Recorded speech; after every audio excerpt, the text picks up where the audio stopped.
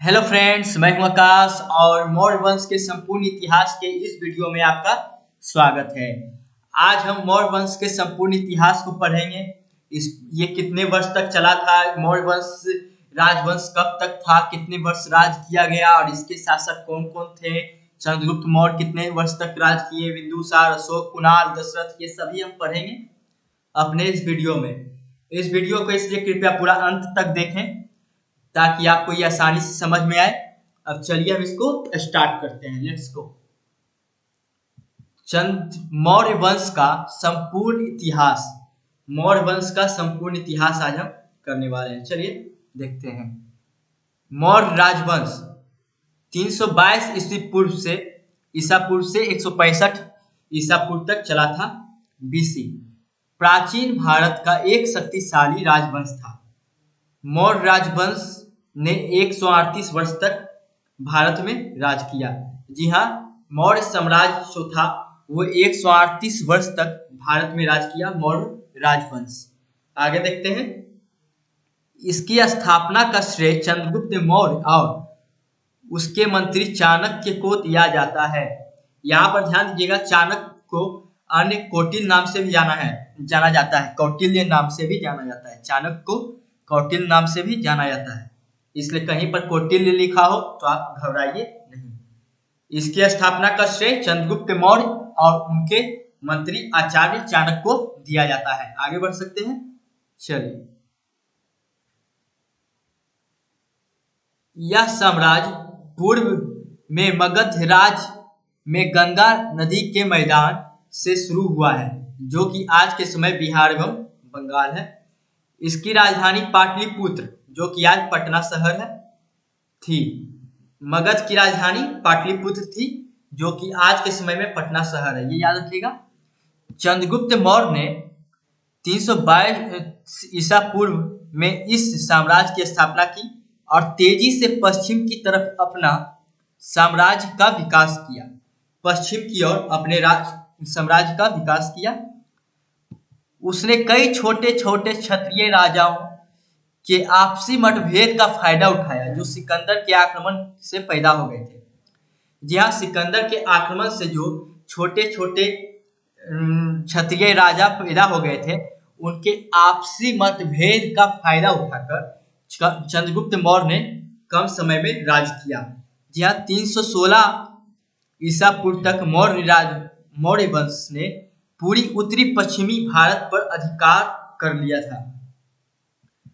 चक्रवर्ती सम्राट अशोक के राज्य में मौर्य वंश का बृहद स्तर पर विस्तार हुआ। जी हाँ, चक्रवर्ती सम्राट अशोक के राज्य में मौर्य वंश का बृहद स्तर पर विस्तार हुआ। अब आप सोच रहे होंगे अशोक कैसे आ गया, तो अभी हम पूरे इसके डिटेल में एक एक करके पढ़ेंगे। चंद्रगुप्त मौर्य के बारे में, फिर इनके बिंदुसार के बारे में एक एक करके, उसके बाद अशोक के बारे में ऐसे ही पढ़ेंगे। पहले यहाँ आपको हम ये बता रहे हैं कि मौर्य साम्राज्य कैसे विस्तार हुआ। यहाँ देखिए, सम्राट अशोक के कारण ही मौर्य साम्राज्य सबसे महान एवं शक्तिशाली बनकर विश्व भर में प्रसिद्ध हुई। जी हाँ, सम्राट अशोक थे, जो कि उनके कारण ही मौर्य साम्राज्य सबसे महान एवं शक्तिशाली बनकर विश्व भर में प्रसिद्ध हुआ था। अब देखिए, यहाँ पर से अपना स्टार्ट होगा लाइनिंग से। पहला राजा के बारे में पढ़ेंगे, फिर सेकेंड, फिर तीसरे, ऐसे करके हम पूरे टू जेड के बारे में पढ़ेंगे। यहाँ पर देखते हैं मौर्य शासकों की सूची। पहले किसने राज किया, कितने वर्ष किया, यहाँ पर दिया हुआ है। सबसे पहले चंद्रगुप्त मौर्य के बारे में पढ़ेंगे, यहाँ जिन्होंने 322 ईसा पूर्व से 298 ईसा पूर्व तक राज किया, जो कि 24 वर्ष टोटल राज किए थे। चंद्रगुप्त मौर्य ने कितने वर्ष राज किया? 24 वर्ष। अब हम पहले चंद्रगुप्त मौर्य के बारे में पढ़ लेते हैं, फिर बिंदुसार, फिर अशोक, फिर कुणाल, फिर दशरथ, फिर संप्रति, फिर शालिक, फिर देववर्मन। आगे बढ़ेंगे। पहले चलिए चंद्रगुप्त मौर्य के बारे में पढ़ लेते हैं। यहां से स्टार्ट है अपना चंद्रगुप्त मौर्य के बारे में पढ़ते हैं। चलिए, 322 ईसा पूर्व अर्थात बीसी में चंद्रगुप्त मौर्य ने अपने गुरु चाणक्य की सहायता से घनानंद की हत्या कर मौर्य वंश की नींव डाली थी। जी हाँ, नंद वंश के जो अंतिम शासक थे वो थे घनानंद। मौर्य वंश से पहले मगध पर नंद वंश का शासक था, जिसके अंतिम शासक थे घनानंद। उनकी हत्या कर मौर्य वंश की नींव डाली थी किसने? चंद्रगुप्त मौर्य ने। आगे बढ़ सकते हैं। चलिए, चंद्रगुप्त मौर्य ने नंदों को पराजित कर मौर्य साम्राज्य की स्थापना की। जैसा कि मैंने आपको अभी बताया, यह साम्राज्य गणतंत्र व्यवस्था पर राजतंत्र व्यवस्था की जीत थी। इस कार्य में अर्थशास्त्र नामक पुस्तक द्वारा चाणक्य ने सहयोग किया। विष्णुगुप्त व कौटिल्य उनके अन्य नाम है।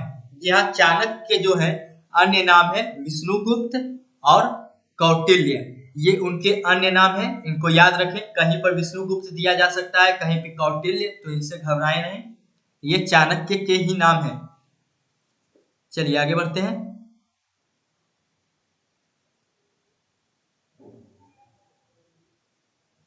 तीन सौ 22 ईसा पूर्व से 299 ईसा पूर्व चंद्रगुप्त मौर्य देखते हैं। चंद्रगुप्त मौर्य के जन्म वंश से संबंध में विवाद है। जी हाँ, चंद्रगुप्त मौर्य का जन्म किस वंश में हुआ था, इसमें विवाद है। अभी ब्राह्मण, बौद्ध तथा जैन ग्रंथ में परस्पर विरोधी विवरण मिलता है। आगे बढ़ते हैं। विविध प्रमाणों और आलोचनात्मक समीक्षा के बाद यह तर्क निर्धारित होता है कि चंद्रगुप्त मौर्य वंश का क्षत्रिय था। यहाँ विविध प्रमाणों और आलोचनात्मक समीक्षा के बाद यह तर्क निर्धारित होता है कि चंद्रगुप्त मौर्य का वंश क्षत्रिय था। चंद्रगुप्त के पिता मौर्य नगर प्रमुख थे। जब वह गर्भ में ही था तब उसके पिता की मृत्यु युद्ध भूमि में हो गई थी। जी हाँ, जब वो पेट में ही था उनके पिता का मृत्यु हो गई थी युद्ध भूमि में। उसका पाटलिपुत्र में जन्म हुआ था तथा एक गौपालक द्वारा पोषित है। गौपालक के द्वारा वो पोषित हुए और उसका जन्म पाटलिपुत्र में हुआ था। चंद्रगुप्त मौर्य का जन्म कहाँ हुआ था? पाटलिपुत्र में। चलिए आगे बढ़ते हैं।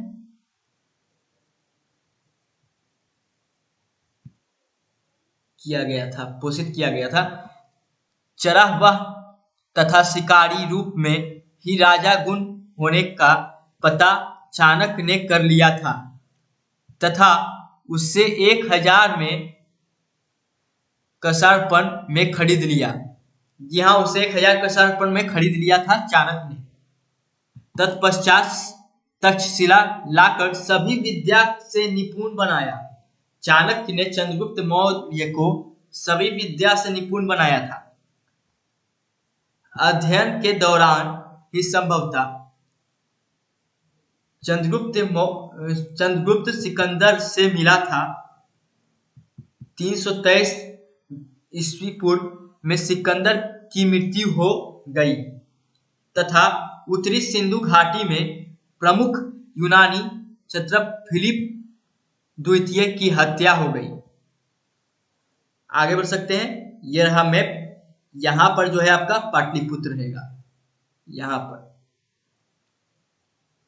चलिए आगे बढ़ते हैं।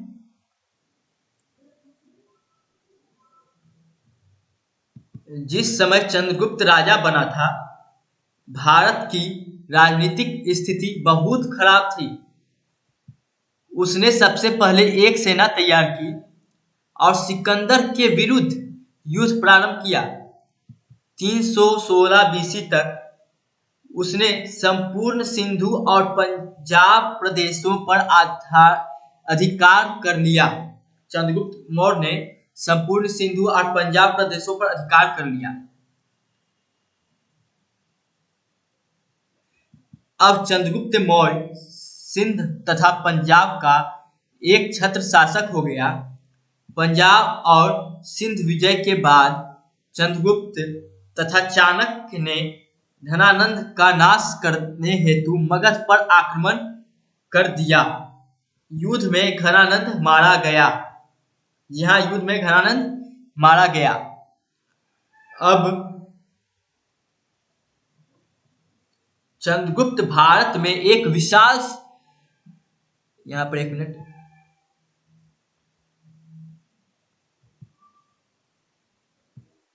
हाँ, चंद्रगुप्त भारत में एक विशाल साम्राज्य मगध का शासक बन गया।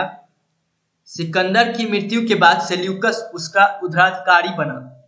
जहाँ सिकंदर के मृत्यु के बाद सेल्यूकस उत्तराधिकारी बना। वह सिकंदर द्वारा जीता हुआ भूभाग प्राप्त करने के लिए उत्सुक था। सिकंदर का भूभाग जीता हुआ जो था उसे प्राप्त करने के लिए उत्सुक था। कौन? सेल्यूकस। इस उद्देश्य से 305 बीसी उसने भारत पर पुनः चढ़ाई की।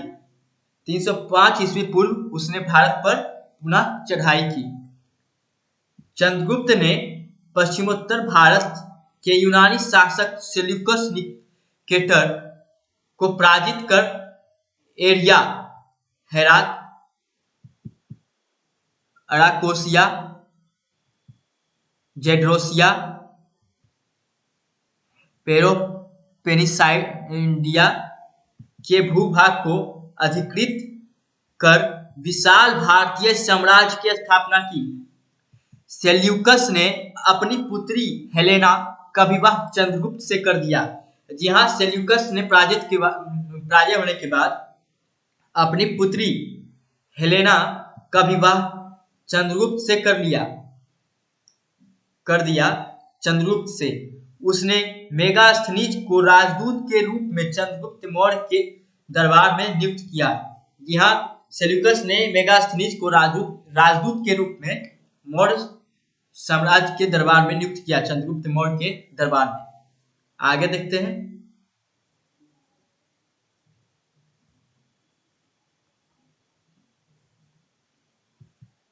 चंद्रगुप्त मौर्य ने पश्चिम भारत में सौराष्ट्र तक प्रदेश जीतकर अपने प्रत्यक्ष शासन के अंतर्गत शामिल किया।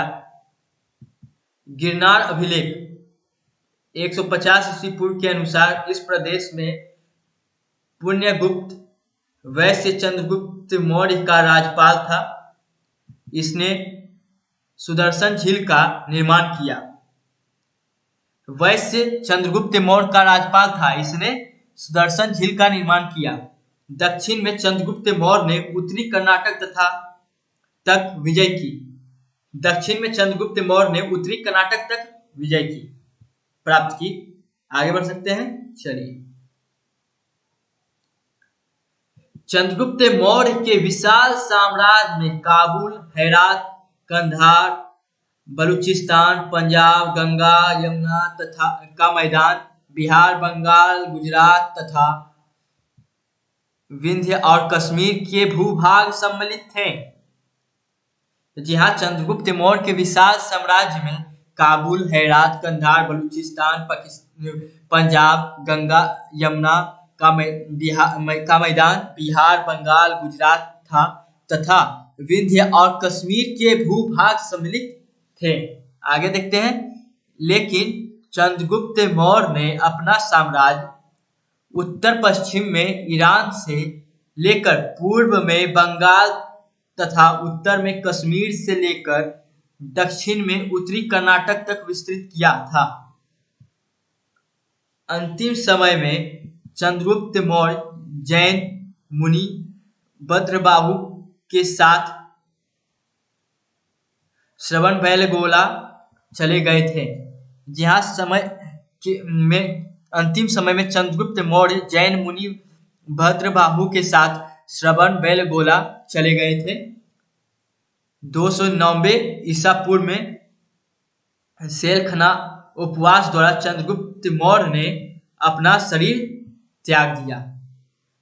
जी हाँ, उन्होंने अपना शरीर त्याग दिया 299 ईस्वी पूर्व में सलेखना उपवास द्वारा उन्होंने अपना शरीर त्याग दिया। अब आता है अपना बिंदुसार के बारे में पढ़ेंगे। तो बिंदुसार ने राज किया था 298 ईसा पूर्व से 273 ईसा पूर्व तक। इसकी बात हम करेंगे अगले वीडियो में, क्योंकि वीडियो ज़्यादा लंबी हो जाएगी तो आप पढ़ने में सोचेंगे, इसलिए इस वीडियो को यहीं पे अंत करते हैं। इसके बाद हम पढ़ेंगे इसके अगले बारे में, बिंदुसार के बारे में, अशोक के बारे में, कुणाल के बारे में, दशरथ के बारे में, संप्रति के बारे में। इसके टू जेड हम आपको 5 पार्ट करेंगे। 5 पार्ट में इसके संपूर्ण मौर्य साम्राज्य को खत्म कर देंगे 20-20 मिनट के वीडियो में। अगर हमारे चैनल पर आप नए हैं तो चैनल को सब्सक्राइब कर लीजिए। वीडियो को अच्छी लगी तो वीडियो को लाइक करें। आप अगर नोट्स चाहते हैं इसके टू जेड ऑब्जेक्टिव क्वेश्चंस के तो हमारे टेलीग्राम ग्रुप को ज्वाइन करें, सर्च करें क्लास वैकाश ऑन टेलीग्राम, वहां पर ज्वाइन हो जाए तो वहां आपको नोट्स PDF के रूप में दे दिया जाएगा। Thank you for watching.